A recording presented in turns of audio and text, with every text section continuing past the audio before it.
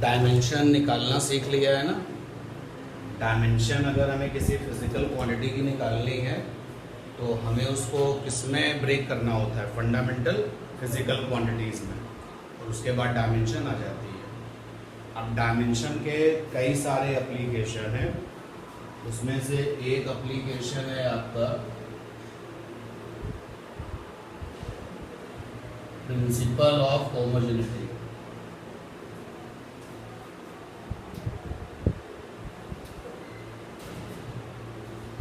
Homogeneity जो principal एक basic fundamental point है, इसको हम लोग डायमेंशन में यूज करेंगे और कई सारे एप्लीकेशंस करेंगे। क्या है प्रिंसिपल ऑफ होमोजेनिटी?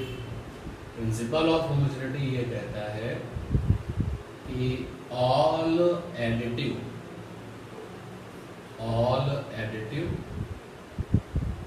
और subtractive terms in any physical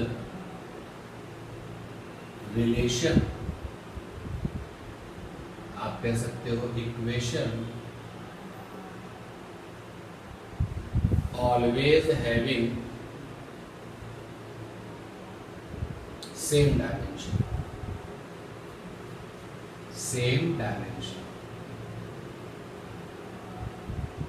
जितने भी फिजिक्स के इक्वेशन में, फिजिक्स के रिलेशन में, फिजिक्स के फार्मूले में जितने भी एडिटिव और सब्ट्रैक्टिव टर्म्स होते हैं, उन सबका जो डायमेंशन है वो सेम होगा।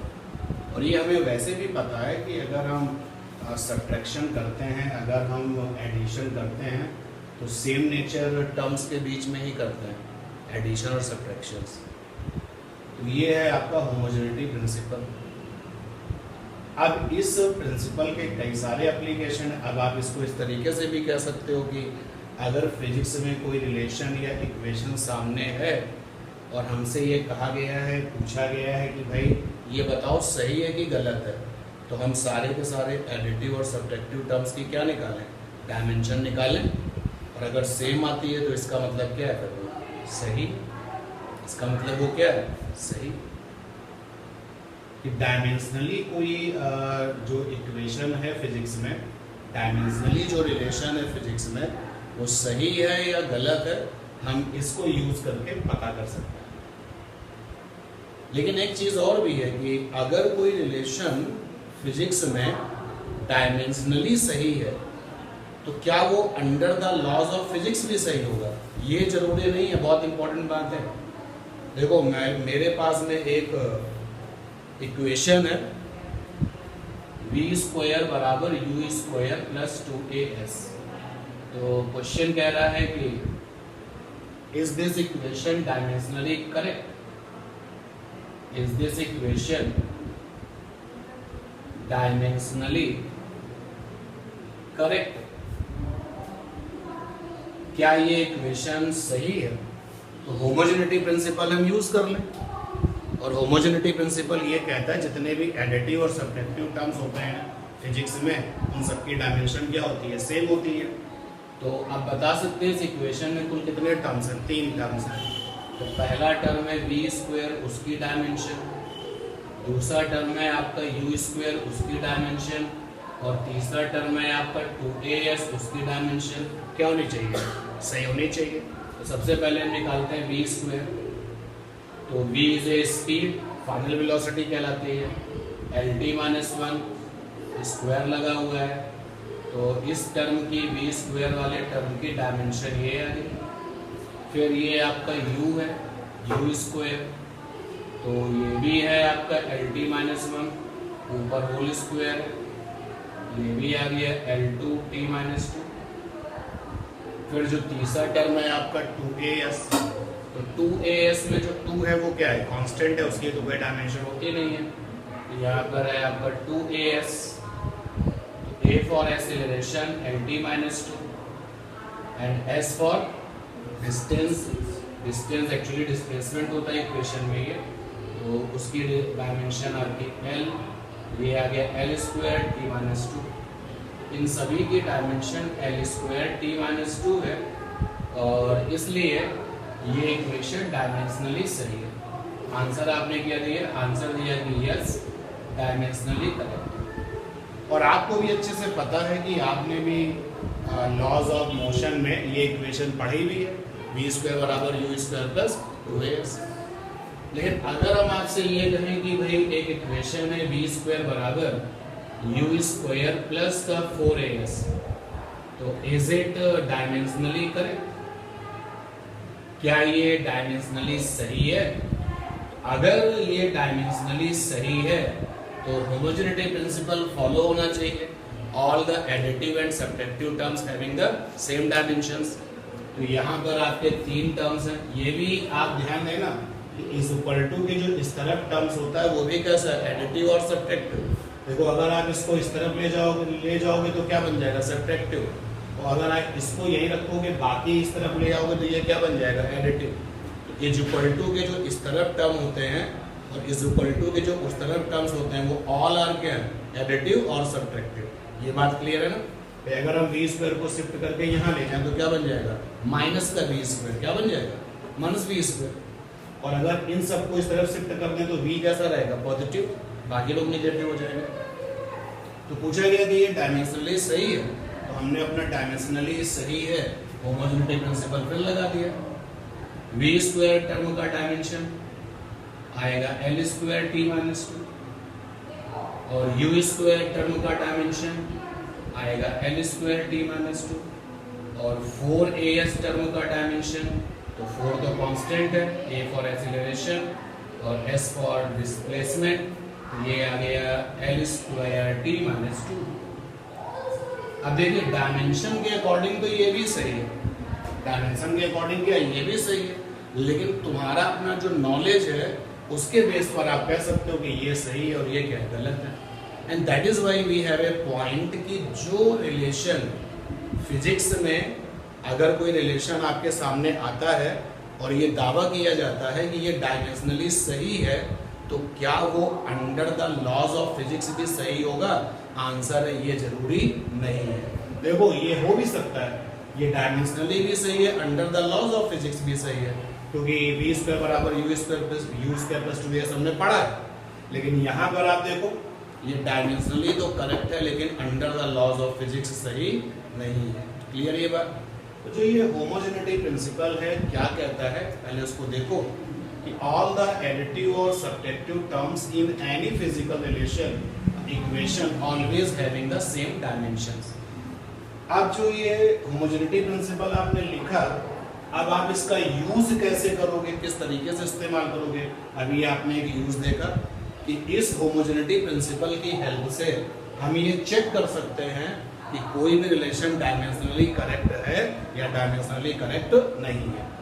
डायमेंशनली करेक्ट होना और लॉज ऑफ फिजिक्स के अकॉर्डिंग करेक्ट होना, ये दोनों क्या है? अलग अलग चीजें हैं। ठीक है ना? डायमेंशनली भी सही है और लॉज ऑफ फिजिक्स के अकॉर्डिंग भी सही है, तब तो बहुत अच्छी बात है। आप रफ कॉपी में एक काम कर सकते हो, काइनेटिक एनर्जी बराबर हाफ mv² होता है और मैंने आपसे पूछा क्या ये सही है, तो आपने देखा कि यहाँ पे 2 टर्म है और इनके बीच में कौन सा साइन है? नेगेटिव है। अगर हम इस वाले टर्म को इस तरह ले जाएं तो नेगेटिव आ जाएगा, या k को इस तरफ ले जाएं तो नेगेटिव आ जाएगा। तो इस रिलेशन में, फिजिक्स के इस रिलेशन में 2 टर्म्स हैं जो कि सब्ट्रैक्टिव हैं आपस में, तो अगर इनकी डायमेंशन सेम है तो फिर डायमेंशनली क्या है? करेक्ट है। और मुझे अपनी नॉलेज से पता है कि ये आपका फिजिक्स के लॉज के हिसाब से भी सही है। लेकिन अगर हम लिखें k बराबर 1/4 mv², तो डायमेंशनली ये भी तो सही आएगा लेकिन लॉज ऑफ फिजिक्स के अकॉर्डिंग सही नहीं आएगा। तो होमोजेनिटी प्रिंसिपल की हेल्प से आप किसी भी रिलेशन की क्या चेक कर सकते हैं? करेक्टनेस, कि वो डायमेंशनली सही है या फिर डायमेंशनली सही नहीं है। याद रखें डायमेंशनली सही है तो क्या वो 101% लॉज ऑफ फिजिक्स में भी सही होगी? ये ट्रू नहीं है। कभी कभी ऐसा हो सकता है कि कोई रिलेशन डायमेंशनली तो सही है लेकिन लॉज ऑफ फिजिक्स के अकॉर्डिंग सही नहीं है। तो क्या हमने सीखा यहाँ पर नई बात इस होमोजेनिटी प्रिंसिपल के बाद, कि इस होमोजेनिटी प्रिंसिपल का इस्तेमाल हम करते हैं करेक्टनेस चेक करने के लिए। तो प्रिंसिपल ऑफ होमोजेनिटी के फायदे क्या है, यानी बेनिफिट्स जरा देखते हैं। Benefits of homogeneity principle, homogeneity principle के फायदे क्या है। तो बेनिफिट्स ऑफ होमोजेनिटी प्रिंसिपल, पहला फायदा तो ये है to check the correctness of given relation, relation कह दो, इक्वेशन कह दो, डायमेंशनली। हम इसकी हेल्प से करेक्टनेस को चेक कर सकते हैं। लेकिन यहां पर एक इंपॉर्टेंट बात भी निकल के आई सामने कि जो रिलेशन, जो इक्वेशन डायमेंशनली सही होते हैं वो लॉज ऑफ फिजिक्स में भी सही हो ये जरूरी नहीं है। जैसे ध्यान देना कि आपसे कहा गया, या मैं पहले स्टेटमेंट लिख देता हूं, dimensionally correct relation equation may or may not be correct according to laws of physics, according to laws of physics। याद रखिए कि जो डायमेंशनली करेक्ट हैं वो लॉज ऑफ फिजिक्स के अकॉर्डिंगली करेक्ट होना जरूरी नहीं है, लेकिन जो लॉज ऑफ फिजिक्स के अकॉर्डिंग करेक्ट हैं वो डायमेंशनली 100% करेक्ट होंगे। जैसे हमसे कहा गया कि फिजिक्स के लॉ के हिसाब से ये है k बराबर हाफ mv², तो क्या चेक करके बताओ क्या ये डायमेंशनली भी सही है? 100% आएगा सही। चलो चेक करके देखते हैं। k यानी एनर्जी, डायमेंशन क्या होती है? ml²t-2। m माने मास और v means velocity, lt-1 whole square. तो ml²t-2 आया कि नहीं आया? बोलो। तो अगर कोई इक्वेशन, अगर कोई रिलेशन, ये दावा किया जा रहा है कि भाई ये रिलेशन जो है ना फिजिक्स के लॉज के अकॉर्डिंग सही है, जरा चेक करके बताओ क्या ये डायमेंशनली भी सही होगा? तो 101% वो डायमेंशनली भी सही होगा। क्लियर ये बात समझ में आ रही कि नहीं आ रही? तो यहाँ पर एक चीज हम और लिख सकते हैं एडिशनल में, वेरी इंपॉर्टेंट नहीं चलेगा ये। वेरी इंपॉर्टेंट में एक स्टार पॉइंट आपका ये हो गया कि जो डायमेंशनली करेक्ट हैं वो फिजिक्स के लॉज के अकॉर्डिंग सही हो भी सकते हैं और सही नहीं भी हो सकते हैं। लेकिन दूसरा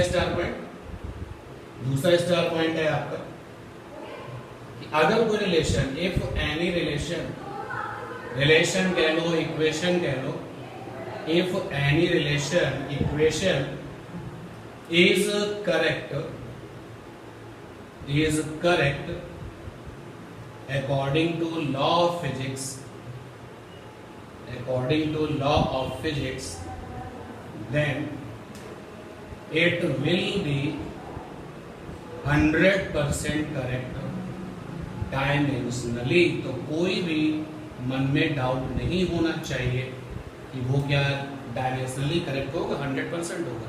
जैसे आप देखिए एग्जाम्पल के लिए कि लॉज ऑफ फिजिक्स में बताया गया है F बराबर ma, तो हमने लिखा F बराबर ma is correct under law of physics. तो पूछा गया है कि इज इट करेक्ट डायमेंशनली, आप बिना कैलकुलेशन के सीधे आंसर दो यस कि हाँ ये भाई डायमेंशनली भी सही होगा। अब अगर हम इसको क्रॉस चेक करें तो LHS में जो टर्म है आपका फोर्स है उसकी डायमेंशन होगी mlt-2, क्योंकि होमोजेनिटी प्रिंसिपल कहता है जितने भी एडिटिव और सब्ट्रैक्टिव टर्म्स होते हैं इक्वेशंस में उनकी डायमेंशन सेम होती है। इस वाले रिलेशन में कितने टर्म्स हैं? 2, F फॉर फोर्स और RHS टर्म आपका सेकेंड टर्म में मास इनटू एक्सेलरेशन, मास की डायमेंशन m, एक्सेलरेशन lt-2। तो ये देखिए आप RHS आ गया। अब LHS की डायमेंशन और RHS की डायमेंशन आपस में कैसे है, इक्वल है, तो देखो ये 100% क्या सही है, डायमेंशनली भी सही है। क्लियर ही हुआ। तो होमोजेनिटी प्रिंसिपल के फायदे हम देख रहे हैं, और अभी हमने पहला बेनिफिट देखा है, पहले बेनिफिट के साथ साथ वेरी इंपॉर्टेंट इसके ये 2 पॉइंट भी देखे, ठीक है ना। जरा इसको लिख लीजिए, पूरा करिए पहले। और एक क्वेश्चन लेते हैं। एक रिलेशन है फिजिक्स में S बराबर ut plus half at square. तो पूछ रहा है कि इज इट करेक्ट डायमेंशनली। जब क्वेश्चन में ये पूछा गया कि क्या ये डायमेंशनली करेक्ट है, तो फिर हमें केवल सारे के सारे जो इक्वेशंस में एडिटिव और सब्ट्रैक्टिव टर्म्स हैं उनकी डायमेंशन सेम दिखानी होगी। लेकिन अगर आपके पास में नॉलेज भी है कि जो रिलेशन आपके सामने है वो आपका बहुत जाना पहचाना है, तो आप ये भी कंफर्म कर सकते हो कि वो लॉज ऑफ फिजिक्स के अकॉर्डिंग भी सही है, ठीक है ना। अब इसका मतलब ये हो गया कि लॉज ऑफ फिजिक्स के अकॉर्डिंग रिलेशन क्या सही है, उसके लिए हमें एक्स्ट्रा नॉलेज होनी चाहिए, ठीक है।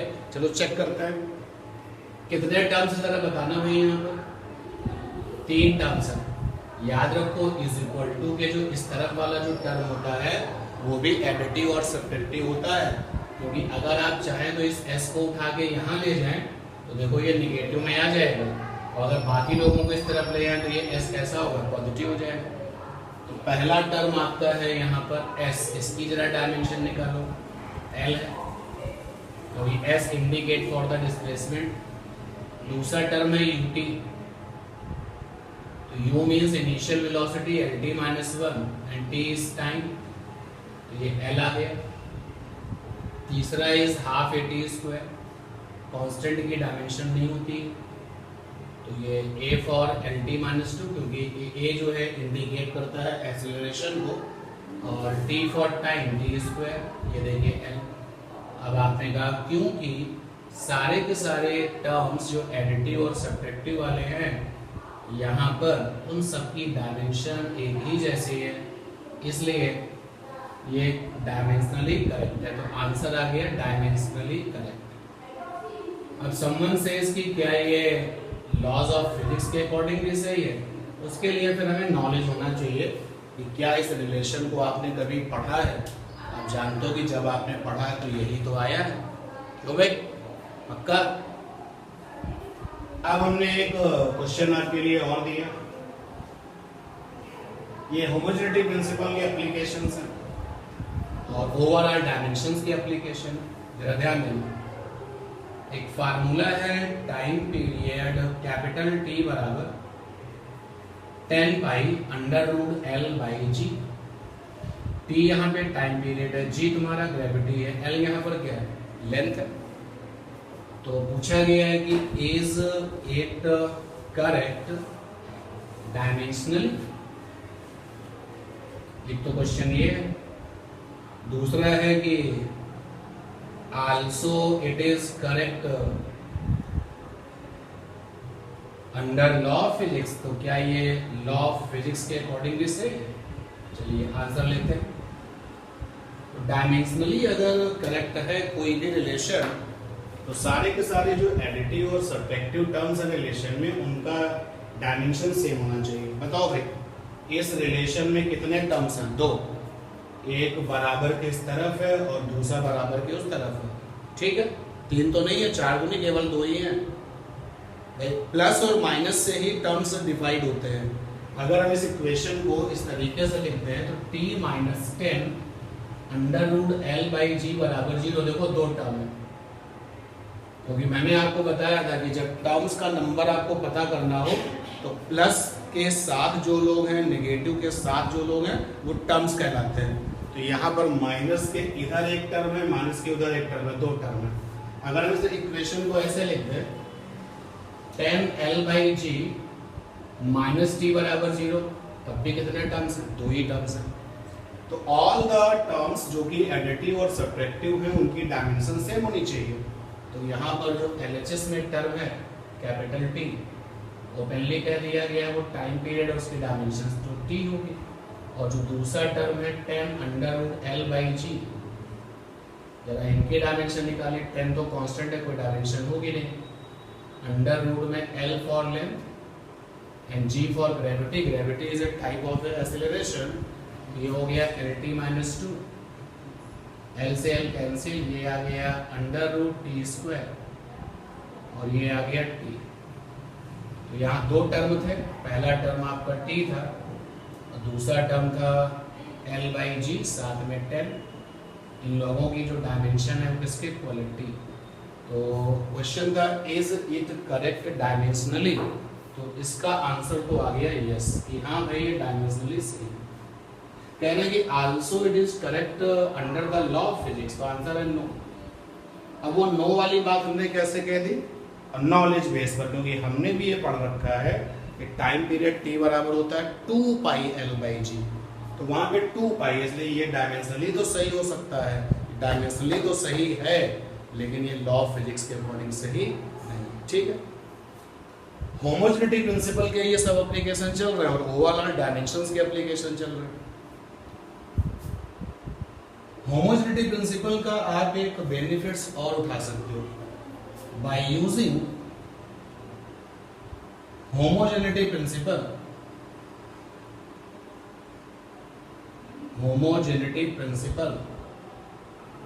we can determine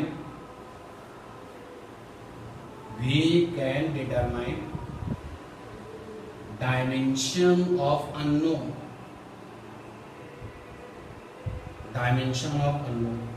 आप होमोजेनिटी प्रिंसिपल का यूज करके अननोन लोगों की डायमेंशंस भी निकाल सकते हैं किसी रिलेशन में. By using homogeneity principle we can determine dimension of unknown in given relation. कोई इक्वेशन अगर हमको दी जाती है और हमसे उस रिलेशन में कुछ लोग नोन होंगे और कुछ लोग अननोन होंगे, अननोन लोगों की डायमेंशन पूछी जाएगी तो हम निकाल सकते हैं. जैसे देखो एक क्वेश्चन है यहाँ पर कि फोर्स F बराबर है alpha upon D plus beta Q. और यहां पर ये बता दिया है इन्होंने कि F तो फोर्स है और जो ये D है वो डेंसिटी है.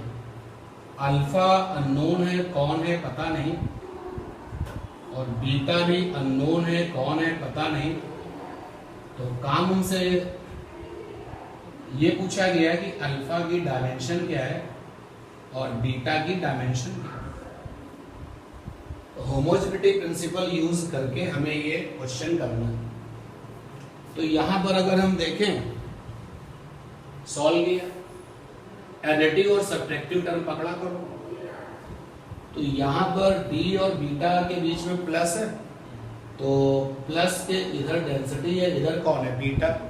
तो all the additive and subtractive terms having the same dimension. इसका मतलब ये हो गया कि जो डायमेंशन B फॉर डेंसिटी का होगा वही डायमेंशन बीटा की पावर 3 का भी तो होगा. बोलो भाई.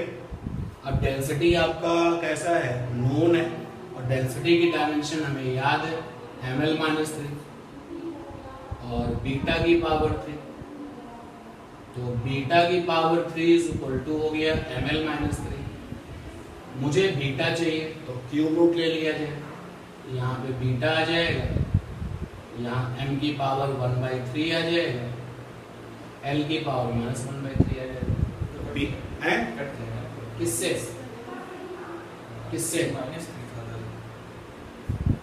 अच्छा ये सॉरी माइनस 3 था तो ये 3 है, तो ये हो जाएगा 3/3.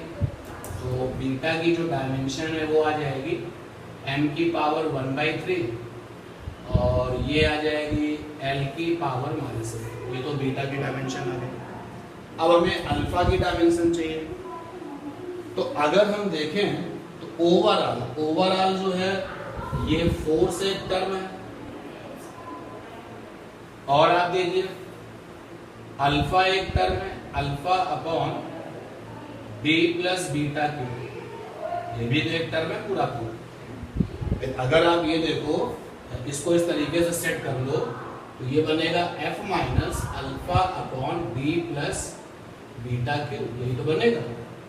तो यहाँ पे कितने टर्म है? 2 टर्म है 2 टर्म, तो दोनों की डायमेंशन क्या हो जाएगी? इक्वल। वही का कि फोर्स की डायमेंशन बराबर इसमें, यहाँ से फोर्स आ जाएगा और ये क्रॉस मल्टीप्लाई हो जाएगा, b प्लस बीटा क्यू बराबर हो गया अल्फा। ठीक है, क्लियर ये बात? Be careful. फोर्स की डायमेंशन क्या है? mlt minus 2। इस टर्म की डायमेंशन क्या है? ml minus 3। यार इसको जरा देखो कि इसमें d और बीटा क्यूब दोनों है ना, तो इस पूरे टर्म की डायमेंशन क्या होगी? वही होगी जो d की होगी, वही होगी जो बीटा की पावर 3 की होगी। क्यों भाई? और बीटा की पावर 3 की डायमेंशन क्या है? यही तो है, ये ml माइनस 3।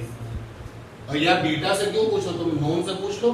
तो भाई इस पूरे टर्म में d और बीटा आपस में कैसे एडिटिव, इस पूरे टर्म की डायमेंशन क्या होगी? वही जो d की होगी, वही जो बीटा की पावर 3 की होगी। और d की डायमेंशन क्या है?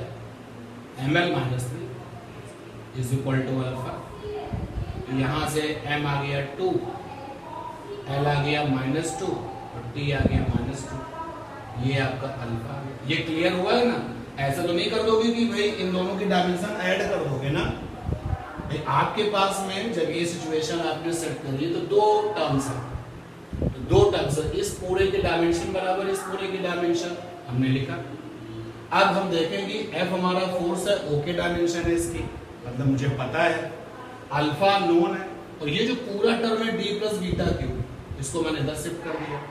फोर्स की डायमेंशन लिखी और इस टर्म की जो डायमेंशन है वो क्या होगी? वही जो d की है, वही जो बीटा क्यूब की है। तो d की डायमेंशन क्या है? ml minus 3। बीटा क्यूब की डायमेंशन क्या है? ml minus 3। इस पूरे टर्म की डायमेंशन लिख दी अल्फा की। अल्फा की भी डायमेंशन निकल आई और बीटा की भी डायमेंशन निकल आई।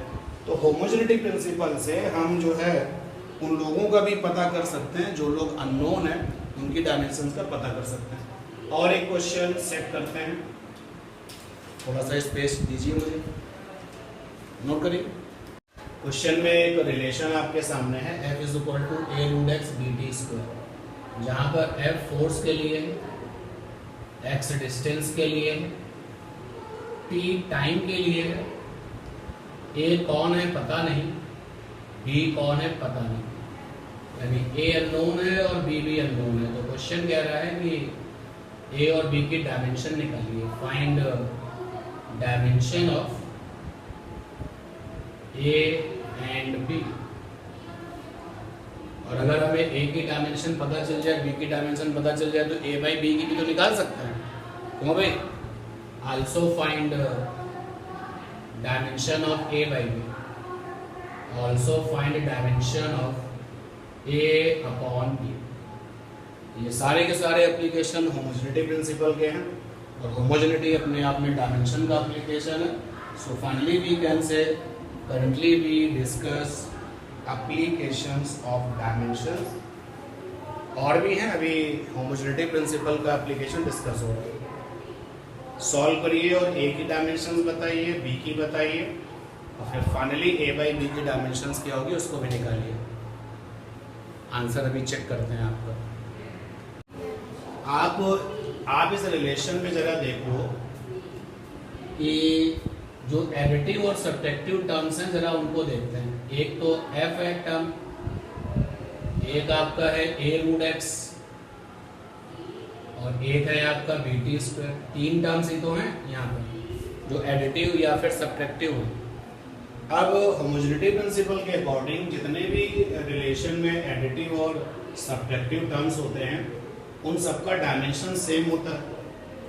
अब आप जो है इनको डायमेंशनली इक्वेट कर दो क्योंकि डायमेंशन तो सेम होता है। तो होमोजेनिटी प्रिंसिपल के अकॉर्डिंग टर्म f की डायमेंशन बराबर टर्म a रूट x की डायमेंशन बराबर टर्म bt स्क्वायर की डायमेंशन। अब अगर ये पेयर ले लो तो ज़्यादा अच्छे से बात बनेगी, क्योंकि इस पेयर को लेने से ये नोन है पूरी तरीके से और ये भी नोन है, ये निकल आएगा। यहाँ से a का डायमेंशन किया जाएगा फोर्स का डायमेंशन अपॉन में अंडर रूट x का डायमेंशन। अब फोर्स मीन्स mlt माइनस 2, और ये आ गया आपका x की डायमेंशन मतलब क्या l, रूल लगा हुआ है तो क्या बन गया l की पावर हाफ, तो ये हो गया l की पावर हाफ। तो a का डायमेंशन आ गया m पर 1, l पर हाफ और t पर -2। ये तो एक का डायमेंशन आ गया। किस पर? l पर -हाफ होगा। अभी आप देखो जरा, मुझे बताओ, हाफ होगा या -हाफ होगा?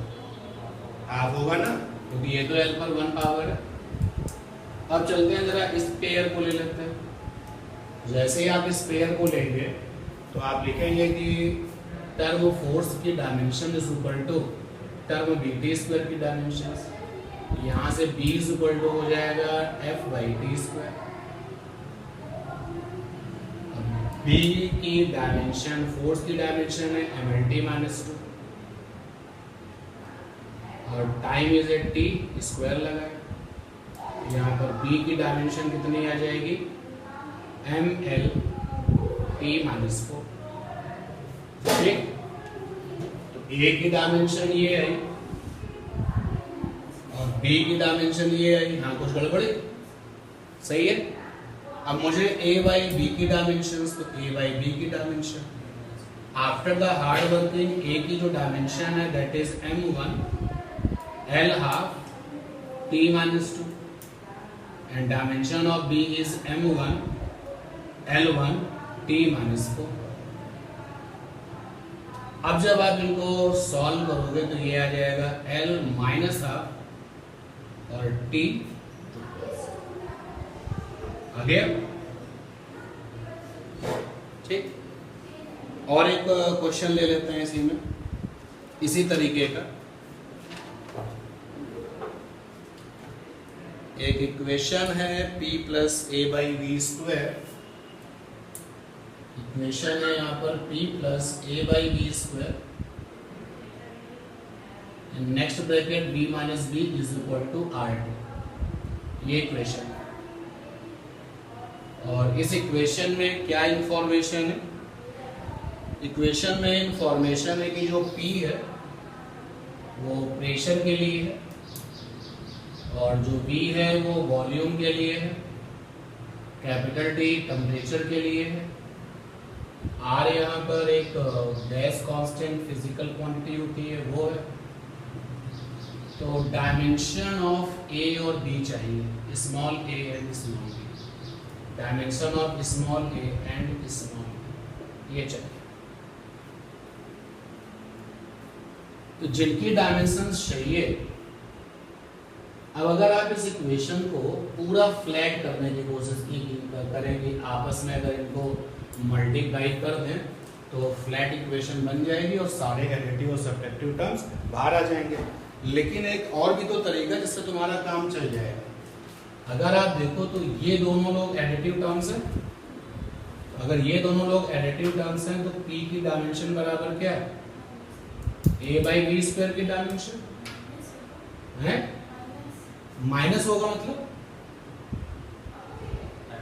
all the additive and subtractive terms having the same dimensions, dimensionally बराबर होंगे ना वो। भाई अगर ऐसे लिखा जाए s - ut - हाफ at², तो ये सारे के सारे टर्म्स जो हैं s का डायमेंशन बराबर क्या? ut का डायमेंशन। उस पर नेगेटिव क्या लगाना? all the additive and subtractive terms having the same dimension। तो जो आपके पास में ये ब्रैकेट है p + a/v², यहाँ पर एक टर्म ये और एक टर्म ये है, दोनों के बीच में क्या है? प्लस। तो डायमेंशनली दे आर इक्वल, तो इक्वल कर दिया डायमेंशनली। और dimensionally they are equal means जो स्क्वायर ब्रैकेट बनाना चाहिए बनाया हमने यहाँ। अच्छा, इससे तुम्हारा काम बन जाएगा, तो a बन जाएगा, a आ जाएगा, तो a बराबर हो जाएगा pv², डायमेंशन ऑफ p और डायमेंशन ऑफ v²। अब a, p for pressure, pressure की डायमेंशन क्या होती है? ml-1 और t-2, और v माने वॉल्यूम, वॉल्यूम की डायमेंशन होती है L3। तो यहाँ पर a की डायमेंशन आ जाएगी ml -6 होगा तो 5 हो जाएगा, t-2, ये तो डायमेंशन ऑफ a है। और b की डायमेंशन तो देखो अगले ब्रैकेट में जो b है और जो b है they are subtractive terms, dimensionally they will be equal, कर दिया इक्वल। b की डायमेंशन कितनी हो जाएगी? ठीक है।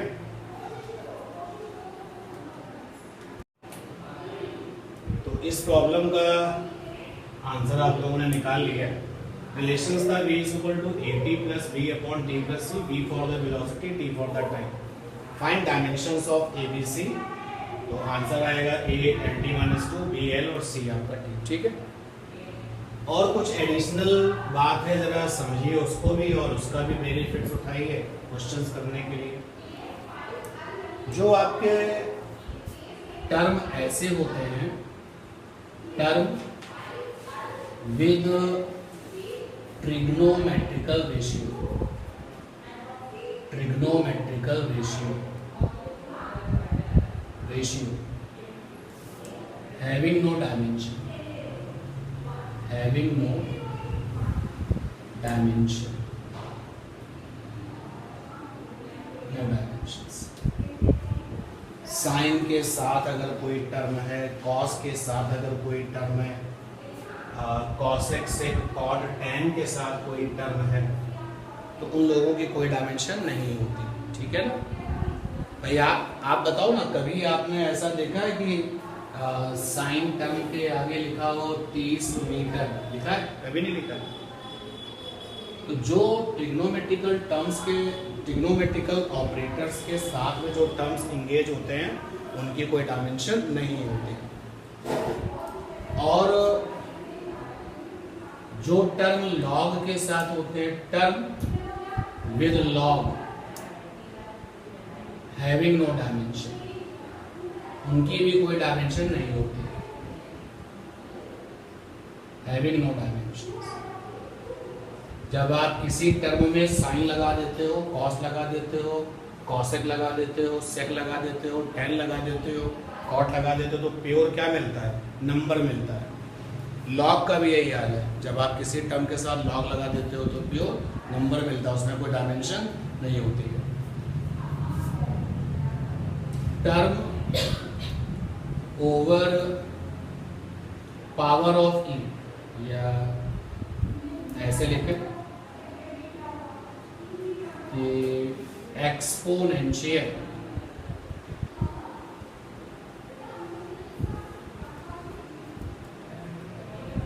टर्म के साथ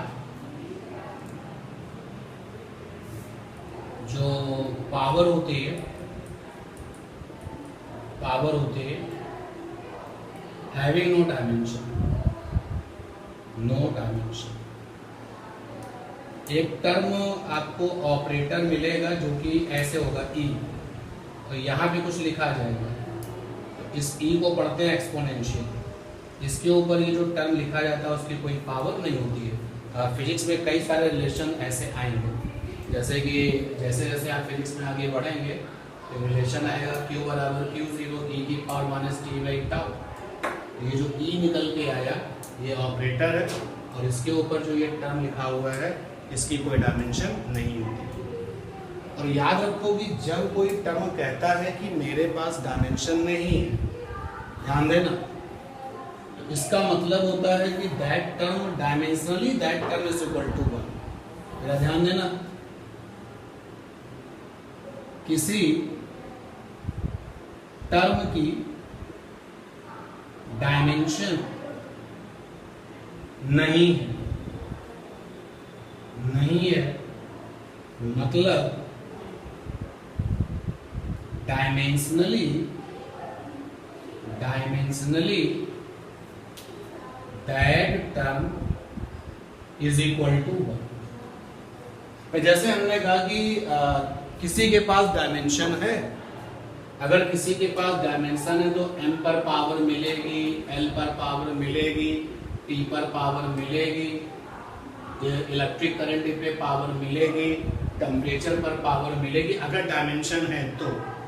अगर डायमेंशन नहीं है तो फिर m पर क्या मिलेगा? कुछ नहीं, यानी क्या 0 मिलेगा।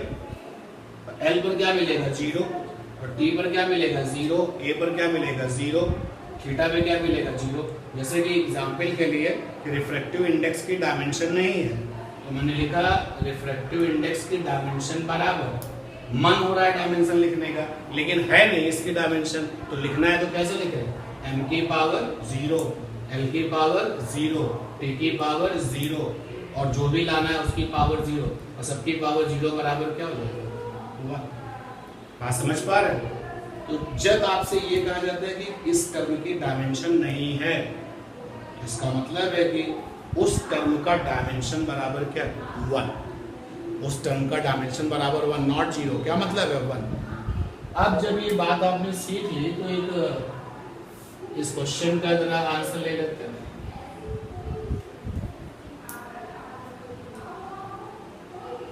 फार्मूला है फिजिक्स में Q बराबर Q0 e की power minus T by tau.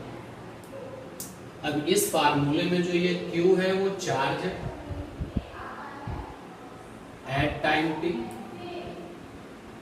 और जो Q0 है वो भी चार्ज है एट टाइम 0। छोटा वाला t यहाँ पे टाइम है, और टाउ की डायमेंशन पूछी हुई है। इस क्वेश्चन में टाउ क्या है ये नहीं पता। अब तुमको जो है अभी अभी एडिशनल एक बात बता दी गई है कि साइन के साथ वाले लोगों की डायमेंशंस नहीं है, मतलब साइन के साथ वाले लोग बराबर dimensionally is equal to 1। Log के साथ वाले लोगों के डायमेंशन नहीं है, तो जो लोग लॉग के साथ हैं डायमेंशनली इज इक्वल टू 1। यहाँ पर आप देखिए e की पावर में क्या है? t बाई टाउ, यानी t बाई टाउ की डायमेंशन नहीं है। जब t बाई टाउ की डायमेंशन नहीं तो बराबर किसके? 1। अरे बोलो, इसको क्या पढ़ेंगे? Dimension of t by tau. e के ऊपर कितनी पावर है? t by tau. डायमेंशन में आप केवल जो है फिजिकल टर्म को देखो ना, नेगेटिव का क्या मतलब है भाई? अगर इसको लिखते हैं 1 अपॉन e की पावर t बाई टाउ, तो e के ऊपर जो टर्म है वो क्या है? t by tau. e के जो ऊपर टर्म है वो कौन है? t बाई टाउ, और इसकी कोई डायमेंशन नहीं होगी, तो दैट टर्म की डायमेंशन इज इक्वल टू क्या? 1। कर सकते हैं ऐसे, और जैसे आप लिखोगे तो t बराबर क्या आ जाएगा? टाउ, और t आपका ओपनली क्या है? टाइम, तो ये हो गया t बराबर हो गया टाउ, यानी कि टाउ की जो डायमेंशन है वो किसके बराबर है?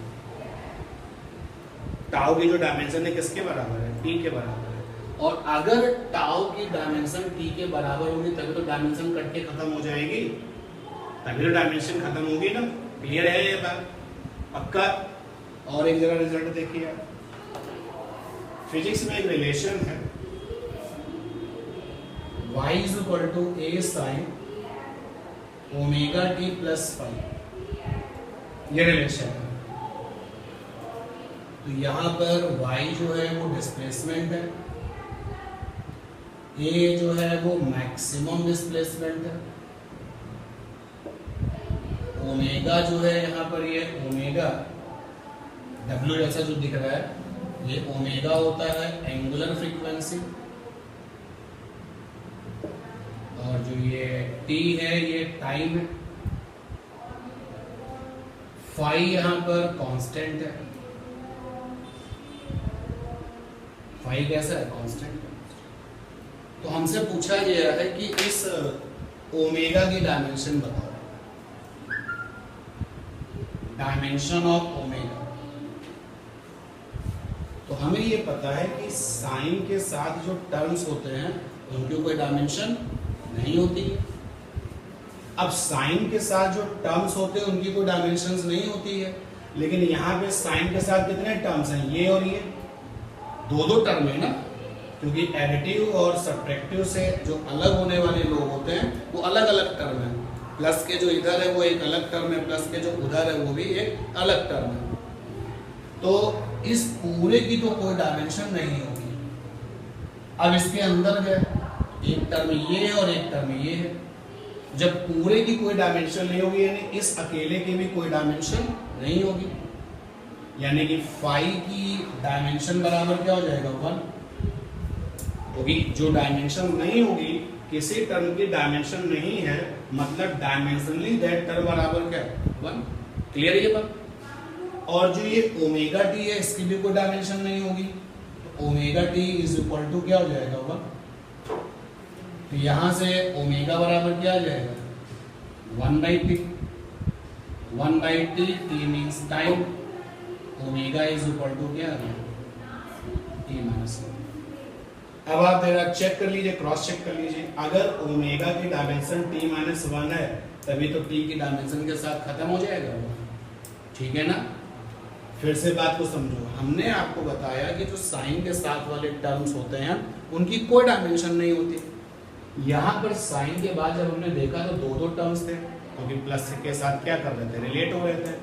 तो ओके, पूरे की डायमेंशन नहीं है तो इसकी भी कोई डायमेंशन नहीं होगी, इसकी भी कोई डायमेंशन नहीं होगी। भाई जितने भी एडिटिव टर्म्स हैं, जितने भी सब्ट्रैक्टिव टर्म्स हैं, साइन के बाद, साइन या कॉस या टेन के बाद जितने भी एडिटिव और सब्ट्रैक्टिव टर्म्स हैं उनकी कोई डायमेंशंस तो है नहीं। जब पूरे टर्म की डायमेंशन नहीं है तो जो करस्पॉन्डिंग एडिटिव और सब्ट्रैक्टिव टर्म्स हैं उनकी भी कोई डायमेंशंस नहीं होनी चाहिए। लेकिन सबसे इंपॉर्टेंट बात यह है, जब आप ये बोलते हो कि उसकी कोई डायमेंशन नहीं है, मतलब दैट टर्म की डायमेंशन बराबर क्या, 1, नॉट 0। क्लियर ये बात, पक्का नोट कर लीजिए।